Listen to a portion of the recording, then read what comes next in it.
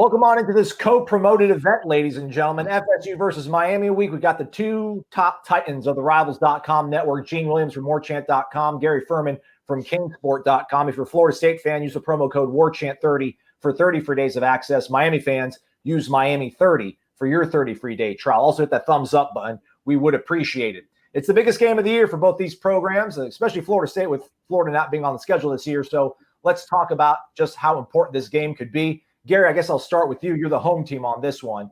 Let's kind of see, how has Miami gotten to the point where they are right now, 2 games into the season, year number 2 of Manny Diaz. He kind of did some of the tricks that Willie Taggart tried to do in year 2, but it's been paying dividends for him so far. Why do you think that is? I've never seen a coach own the offseason like Manny Diaz has done, to be quite honest with you. I mean, if you look back to really where both of these programs were back in December, I know if Florida State didn't go to a bowl game, Miami would have been better off not going to a bowl game when you consider that they lost 14-0 to Louisiana Tech. But as down and out as you can possibly be as a football program. And, you know, a lot of coaches, they kind of, hunker down in a bunker in those kind of situations. Obviously, there was a lot of unrest in the Miami fan base. People were not very happy. But, Manny Diaz really did something opposite to what most coaches do. He owned it, he felt it, and then he went and systematically started attacking every single thing that was wrong with his program. Went out and got himself a new offensive coordinator to correct what he felt was a mistake he made when he got the head coaching job. That wasn't insignificant. I mean, he ends up, saddling the athletic department with $2 million in coordinator salary over the next couple of years, $2 million plus, really. And then, so he hires Lashley from SMU as his coordinator, and together they go out and they're able to recruit what, I don't like to use that elite word, very casually, but, this kid is an elite college quarterback. He doesn't make mistakes. D'Eriq King, very, very efficient. He can hurt you running the ball. He's proving that he's a better passer than people think. I don't think we're going to sit here and say that he has an NFL arm or anything like that, but when he does throw the ball, it's very accurate. He had some very key third down conversions last week against Louisville. And where he's really transformed the Miami program has been with his leadership. I mean, he walked in the door, guys, and just made the program his and took the whole dang thing on his back, unlike anything I can remember ever seeing, certainly with a transfer before. So, and then it just kept expanding from there. They had already brought in transfers the previous years in Jalen Phillips, a defensive end, and Bubba Bolden, a safety, 2 very high quality starters. They went and got Quincy Roche from Temple, who at least at that level was a top shelf pass rusher. I'm not sure he's going to put up the numbers in the ACC that he was able to, to put up at Temple, but still a very quality defensive end. And that was significant when Greg Rousseau, who is probably going to be a top 10 pick in the NFL draft next spring, decided to opt out this year and not play.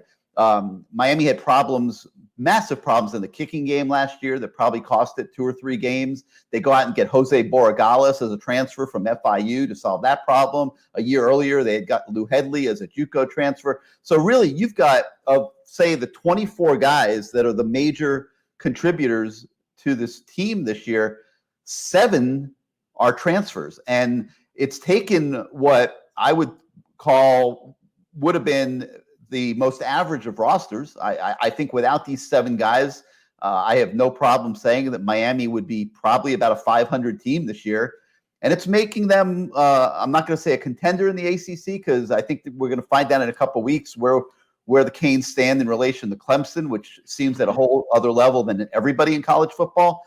But it's certainly made them relevant in the ACC and given them a great chance to get to the championship game at the end of the year, which is miles away from where they ended last season.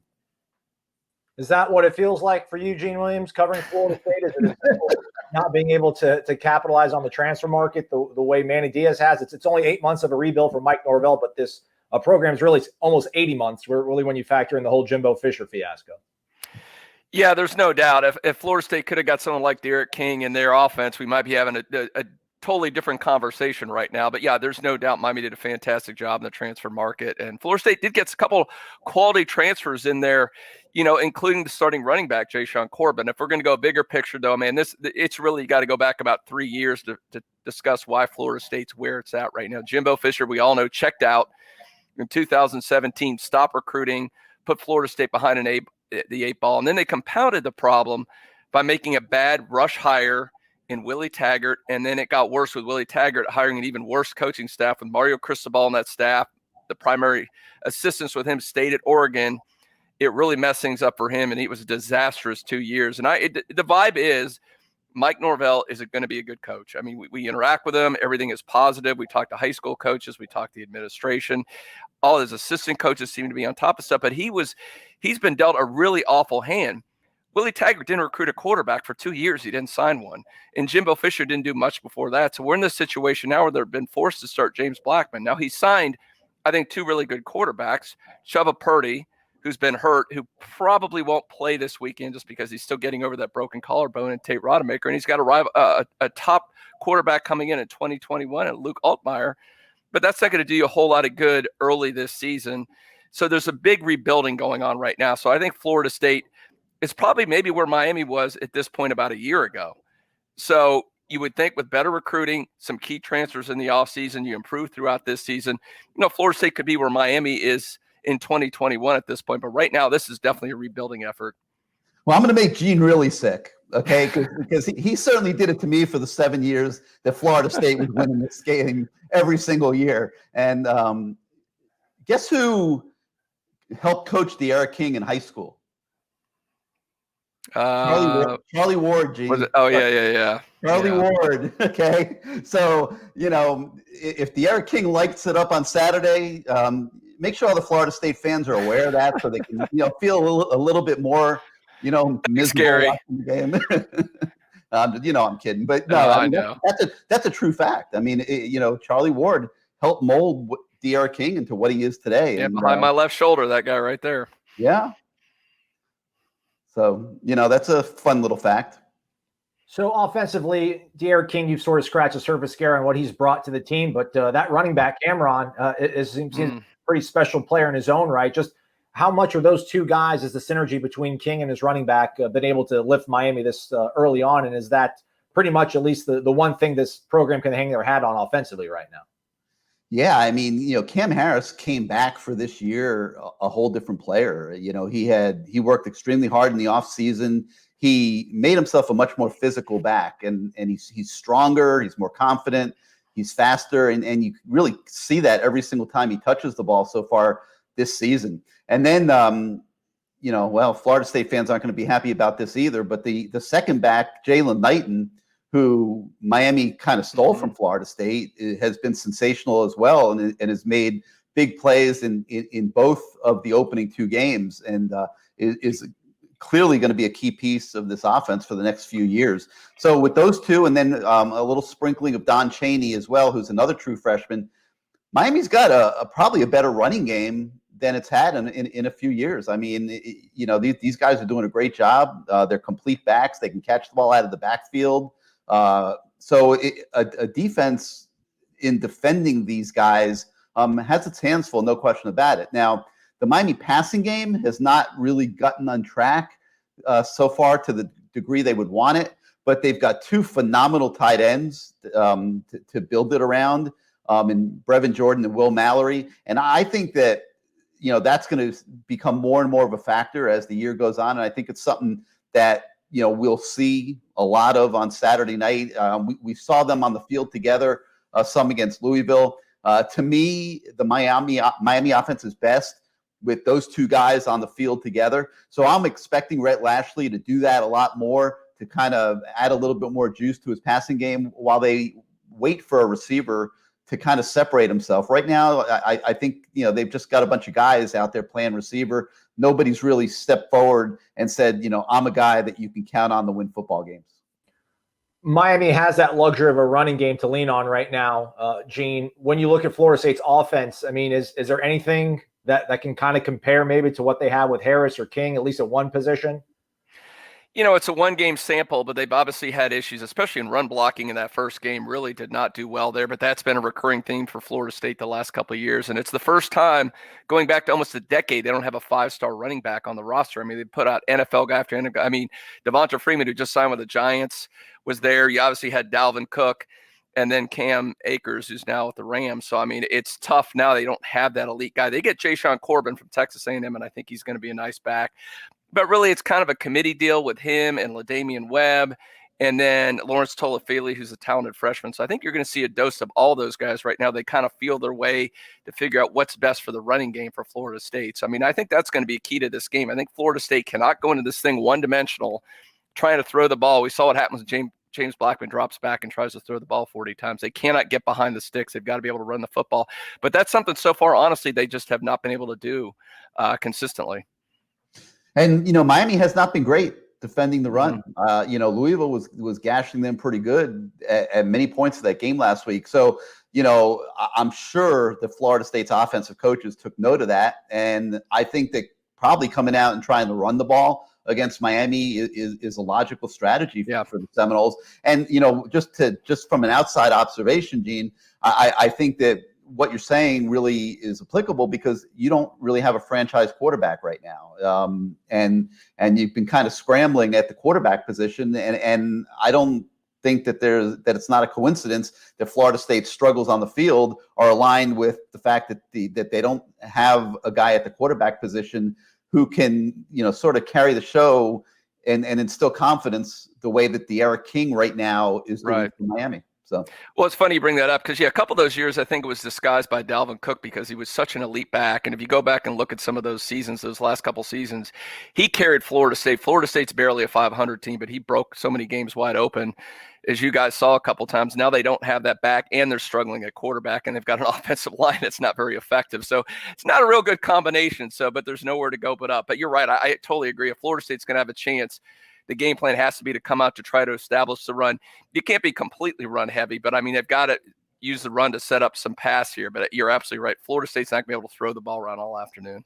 Well, and the offensive line, from what I've seen, is again kind of challenged, and that plays right into Miami's strength, coming after the quarterback. Yeah. So if they're in passing situations, Miami is going to be bringing it, and it could get ugly, pretty quickly, in all honesty. So, I would agree with you. Just looking at it from the other side, that running the football is going to be critical to Florida State's, being in this ball game in the fourth quarter.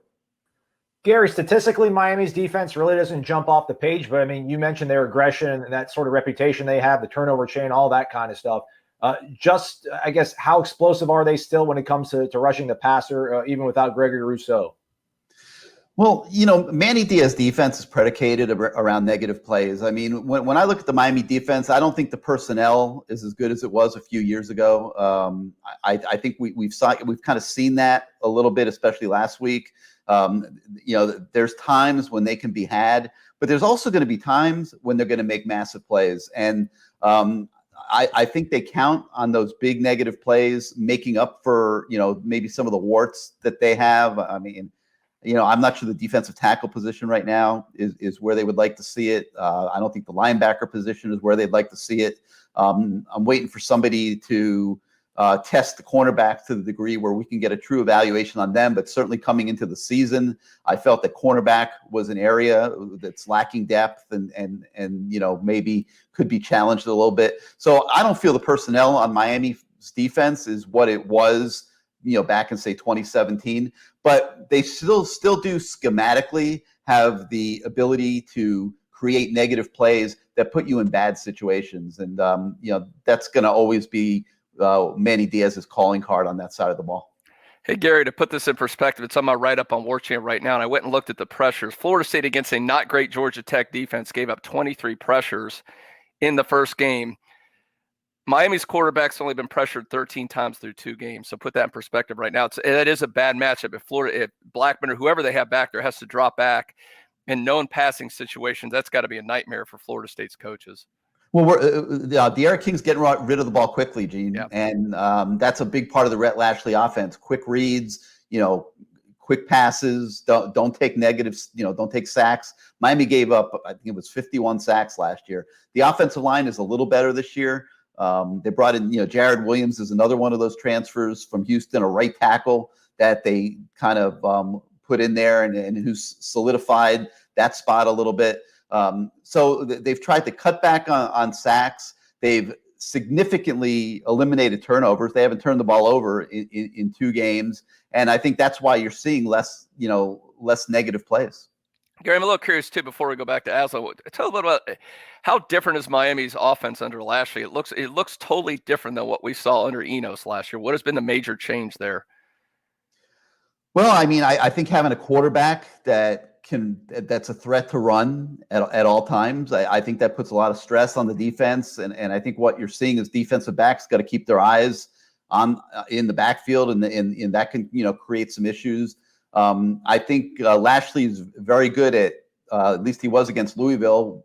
I think we have to sort of qualify it by saying that I thought Louisville's defense was, coordinated extremely poorly. And Rhett Lashley astutely noticed some of those problems in their schemes and was able to, use motion and different things to get them in bad coverages. I mean, there were 3 plays, Gene, where Louisville's defense was totally out of the play. Yeah, I saw that. That's why I wondered how he's able to do that. But yeah, you're right. I saw some of the pre-snap motion. They seem to like to do that a lot.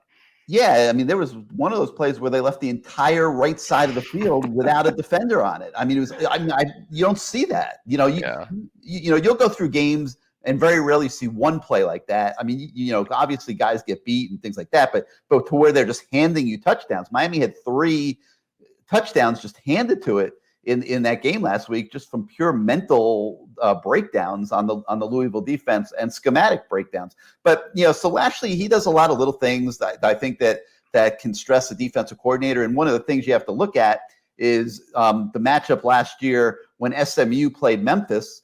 And Lashley, even though SMU lost that game, I think he put up 47 points in that game against essentially your defensive coordinator. So I'm sure that he's going to be looking to make some adjustments here coming into this game. He couldn't have been happy with the way it went last year. But Lashley he'll create problems for you, and he'll find, if you have weaknesses, he'll find them and he'll look for ways to exploit them. And then if things don't work, you got the Eric King who can make a bad play a good one very quickly. So that's the biggest difference. I mean, the running plays, there's little wrinkles here and there and things like that. We haven't seen a ton of the passing offense yet, but it's more up tempo, going fast, mentally stressing the defense. And finding ways to just get the ball in the hands of guys that can make plays. Before we make a prediction, gentlemen, just want to get your thoughts real quick, Gary. In typical 2020 fashion, Florida State-Miami rivalry is going to be even more bizarre with the absence of a head coach. But you've only seen one game, the same that most Florida State fans saw against Georgia Tech. But maybe in talking to recruits or just the overall feeling in the state now with Mike Norvell being in place at Florida State, what is sort of your feelings on the hire that Florida State ultimately made there? I think he's a great hire from a football standpoint. Mike Norvell's a very good football coach, and if he can get the players into Florida State, I think he can do very good things with them. Recruiting wise, I think it's going to be kind of tough for him for a while right now. When you look at what's going on in the upper half of the state with Florida, and then obviously all those SEC schools coming down into the state and going over to IMG and things like that. And then you look at the job that Miami's done in South Florida, Dade and Broward counties. And where's the holes for Mike Norvell? I don't see a lot of them right now, and that's going to be the challenge for the FSU program as a whole. Is while they're waiting to get the football product up to snuff and where it should be, where are they going to find the players? And I wouldn't be surprised if he doesn't see what's going on with Miami and maybe take the Manny Diaz approach and go out and try to get hit the transfer portal. Bring in some guys. If you can get yourself 5, 6, 7 starters like Miami has, you can change your football team very, very quickly. So that might be where they have to start and try to build it back that way. Because if he gets the players in there, I think this guy has proven that from a football standpoint and a coaching standpoint that he can win and he can put together a quality program. But he's coming into a state of Florida right now where he doesn't really have a lot of traction from the recruiting standpoint. So I'm sure that's something that inside the Florida State football headquarters, they're trying to reconcile a little bit. Yeah, and you're right, Gary. I mean, you look at the recruiting rankings, Florida State's 34 right now. You never see Florida State down that low. I mean, they're always in the top 10 or worst case top 20. But a lot of it's too that it's been made worse by the whole pandemic situation. One thing, if you go interact with him and the coaches, they're pretty impressive in person. They can't do that. The NCAA now just extended the deadline. I don't know, it's to sometime in 2021. So these kids can't come to games. They can't come to practice. The coaches can't make in-home visits. Because I know in him interacting with high school coach, I think he's a really impressive guy. And so he's hired some really good staff members. But it's compounded this problem by it. So, yeah, Florida State could be, like I said before, I wouldn't be surprised if they're in Miami's position this offseason and really trying to fill some of those key holes with transfers, because you can do it. Miami's proven it. Some other teams have proven it. You can improve your team overnight by getting key transfers. It's been an absolute complete transformation down here. And I mean, it could not have been a more dire situation. I mean, you talk about finishing a season, Gene, you lose to FIU, okay? And then you lose to Duke, and then you lose to Louisiana Tech and get shut out 14-0. I mean, it doesn't get worse than that.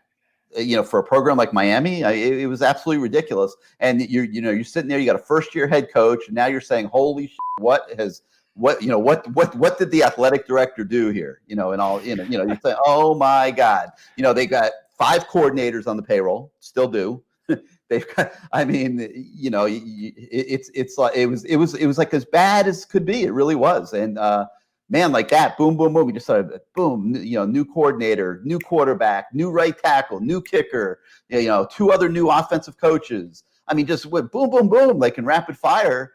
I've never seen a coach own the offseason like that. And he's resurrected at least the mood around his career. Now he's got to win on the field. And so far he's 2-0. And things are looking, pretty bright when you factor in the rest of the ACC, the schedule going forward. You got to play Clemson, Pitt, North Carolina, maybe Virginia Tech can do some things. We'll see what Florida State can do Saturday. But you have to think that Miami's set up to certainly win. Maybe 9 games this year, maybe even 10 if they if they can get out of Dodge on Saturday and Florida State doesn't come up and bite them. And that would just be ridiculous. Manny Diaz might be National Coach of the Year if he does that. And let's not compare payrolls of former coaches, because Florida State is running the Brinks truck down to South Florida for Willie Taggart right now to pay him off. And when you brought up the end of season for Miami, it still blows Florida State fans the way that Miami came into Tallahassee and absolutely dominated Florida State last year, which is all the more reason why Willie Taggart got run out the following week and is now getting that huge paycheck while he coaches, while he lives a high life down at FAU. Well, the funny thing is we almost beat Florida last year, too, which is an absolute miracle. I think they kind of mailed in that game in the opener. We almost caught them. I remember that. Pretty darn close. If our kicker was able to make a kick or two, it might have happened. And then to go on and have a 6-win season, it just nothing made sense last year, Gene. Nothing. All right, Gene. So Gary says they've got a good kicker, they've got an elite quarterback, really good running backs, fantastic tight ends. A defense that creates negative plays, but their defensive tackles were maybe a little bit So and linebackers. Open the door for an upset, Gene. What do you think? Well, at first I want to say Florida State does have a couple strengths. They should. The interior of the defensive line. A lot of people said it was the nation's best coming in. Now, they underachieved a little in the first game. But, I mean, when you have Marvin Wilson, Corey Durden, who didn't play real well, I think he's still kind of rehabbing a little bit, getting back. Got a nice transfer in Fabian Lovett. They've got Robert Cooper in there. And the secondary, especially if they get Hamza Nasruddin back, I think this will be an interesting matchup for Miami. Now, how much they have to throw, we'll see. But their wide receivers, as Gary pointed out, a little underwhelming. I think the secondary of Florida State should have the edge there, but they have a tight end. And one thing that was exposed last week for Florida State was those underneath passes Jeff Sims was able to hit against those linebackers. If Miami's tight end gets matched up on those guys, he could have a really huge day. And I mean, he's been outstanding for you guys, Gary, and he's your leading receiver, is my understanding right now. Yeah, no doubt. And a guy that loves the football, so he'll be in the ear of the coaches the whole game to feed it to him. And he can do damage when he does get it. So yeah, I would think that we're going to see a heavy dose of passes to the tight ends in this game. I think you'll see Miami try to establish the running game. And well, that might be the hope for Florida State, I would think. But like you said, you want to be able to, if obviously Miami can run the football, then they've got everything in play and that Florida State's in big trouble. But with that, they hope that their strength of that team is the defensive line. Linebackers a little underachieved. if they can limit Miami and at least force them to try to throw the ball around, the potential for mistakes obviously increase, and they might have a fighter's chance in this game otherwise. But I agree with you. Miami can run effectively. Florida State's going to have a real hard time staying in this game. How big of an impact is Norvell not going to be there going to have for Florida State? That's a great. This is unprecedented territory. You got a coach that's going to be sitting in his living room watching this game. I do think from a leadership standpoint, I mean, Chris Thompson's going to be the interim coach for this game, and he's been around a while and he knows his system. And Kenny Dillingham is his right hand, and they talk openly about sharing a mind in terms of play calls. So I don't think that's going to change a whole lot. But, he is a dynamic guy. He is the leader. Not being there in the locker room, I think it's a little bit of a disadvantage. But, at the end of the day, they're still going to run their system. They still got the same players. They got the same coordinators, the same assistants. So I don't think it's going to be a huge difference in this game. And you know what? It's only the second game. So it's not like Florida State's players are used to having them around. To be honest. I mean, it's a second game. So, I don't know. It probably won't have a big impact. I just wonder who he's going to be texting. Yeah, no, that's the thing too. We talked about that earlier. We did our own little video thing. Like, how involved should he be? I know there's some rules in place because they promoted one of the GAs to be that 10th coach for the game technically. So he's not supposed to really be coaching, I guess. But I mean, if there's a timeout, there's a key fourth down. They got a 4th and goal at the 1, and they're deciding whether to kick the field goal. Don't you think Norvell is going to be texting them and being like, "Go for it," or whatever his play call is? How's he going to? He's a Type A guy. I can't imagine him just sitting back and letting this thing unfold. No, whatever the rules are, I assure you he'll at least be on the ragged edge. There's no, I mean, what head coach is going to just sit in his living room and have a beer? Forget about it. No chance. No, I'm with you. All right, Gary. So I guess the question for you then is, are you going to bet the house or the farm or your IRA or all of them on a Miami win? How shocked would you be if Florida State were to come down to Hard Rock and pull off the victory Saturday, 7:30 against Miami?